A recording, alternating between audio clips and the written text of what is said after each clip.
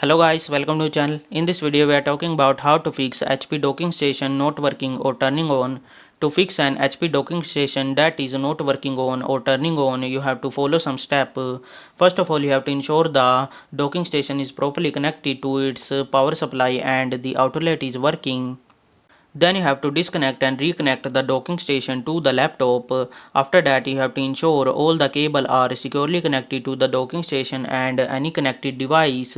Then unplug the docking station from the power and all devices, wait for few seconds and then reconnect everything.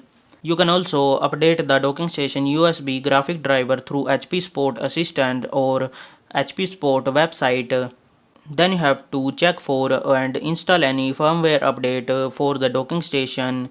Some model might have a reset button. You can also try to reset your docking station.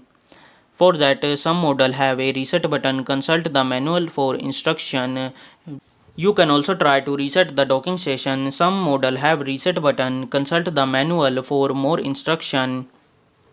Hopefully this video help you to fix the HP docking station not working or turning on, and if you want to buy the product, I'll give you the link in the description. Hopefully this video help you. Thanks for watching.